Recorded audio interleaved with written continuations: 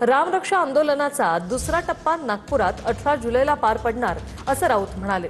तर जनतेने दिली शिक्षा तेव्हा आठवली रामरक्षा असं एकनाथ शिंदे यांनी म्हटलंय। उद्धव ठाकरे यांना उशिरा सुचलेलं हे शहाणपण असल्याचंही एकनाथ शिंदे म्हणाले।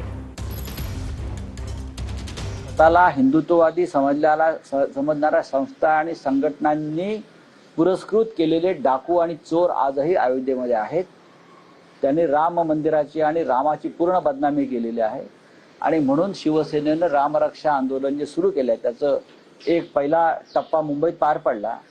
दुसरा टप्पा महाराष्ट्राच्या उपराजधानीमध्ये 18 तारखेला स्वतः शिवसेना पक्षप्रमुख, युवा सेना प्रमुख आदित्य ठाकरेजी आणि असंख्य आमच्या मुंबईतले सुद्धा नेते जातील आणि विदर्भातले कार्यकर्ते आणि रामप्रेमी जनता या राम रक्षा आंदोलनामध्ये सहभागी होतील 18 जुलै 4:30 वाजता।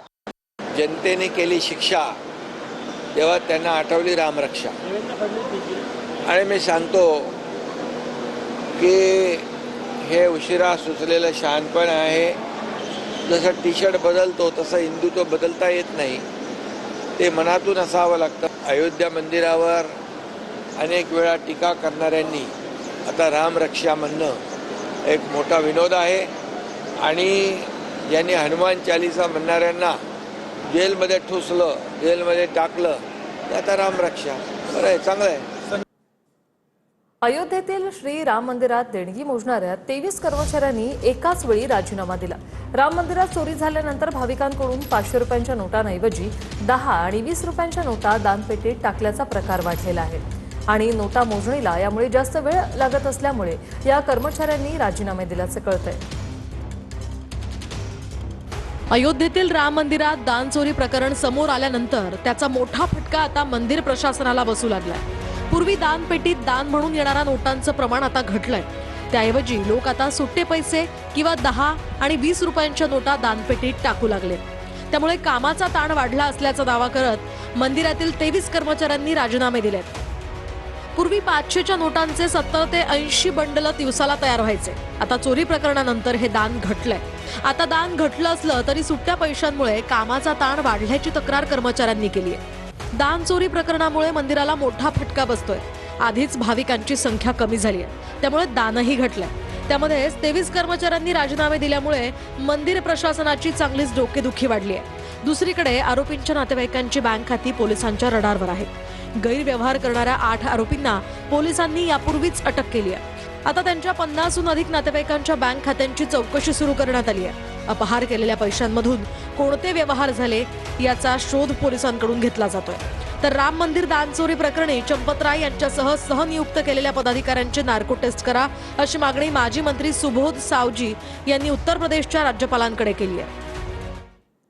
संभाजीनगरमध्ये मृत बाबा फरजानच्या बंगल्यावर छापा। बाबा फरजानच्या घरात कोट्यावधींची रोकड सापडली।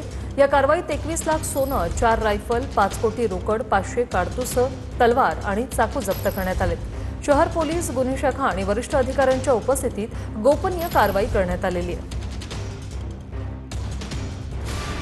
छत्रपती संभाजीनगर शहरातील 1990च्या काळातील तथाकथित डॉन बाबा फरजानच्या बंगल्यावर गुन्हे शाखेने मोठी छापेमारी केली आहे। छापेमारीत पोलिसांनी घातक शस्त्र, 5 कोटींची रोकड, 21 लाखांचे सोन्याचे दागिने आणि 8 लाखांची चांदी जप्त केली आहे।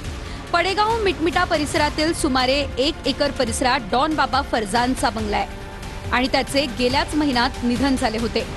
शुक्रवारी भल्या पहाटे गुन्हे शाखेने मिटमिटा परिसरातील कथित डॉनच्या बंगल्यावर छापा टाकला। तब्बल 21 तास पोलिसांनी ही छापेमारी केली।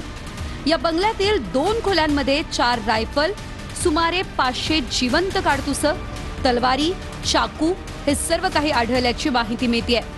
तसंच बेहिशोबी रोकड आढळून आल्यानं नोटा मोजण्यासाठी पोलिसांना 5 मशीन आणाव्या लागल्यात। खोलीतील 500 रुपयांच्या नोटांची बंडलं पोलिसांनी ताब्यात घेतली आहे। ही रक्कम एकूण 5 कोटी रुपयांची असल्याची माहिती मिळते। सोबतच 21 लाखांचं सोनं आणि 8 लाखांची चांदीही जप्त करण्यात आली आहे। या कारवाईवेळी गुन्हे शाखा, आर्थिक गुन्हे शाखा आणि वरिष्ठ पोलीस अधिकारी हजर होते। त्यामध्ये एक महिला शीला साळवे म्हणून आढळून आली ती आणि 2 पंचांसमक्ष झडती घेतली असता त्याच्यामध्ये मोठ्या प्रमाणामध्ये कॅश रोख रक्कम ही 5,26,29,29,000 रुपये, त्याचप्रमाणे 6 वेपन्स, मोठ्या प्रमाणावरती तलवार, चाकू, गुप्ती, सोने आणि चांदे अशी मालमत्ता हस्तगत करण्यात आलेली आहे आणि त्या अनुषंगाने पोलीस स्टेशन छावणी या ठिकाणी गुन्हा दाखल करण्यात आलेला आहे. या ठिकाणी जे व्यक्तीचं घर होता त्याचं नाव आहे बाबा फर्जन अर्देशीर दोरडी. त्याच्यावर गुन्हे देखील दाखल झालेले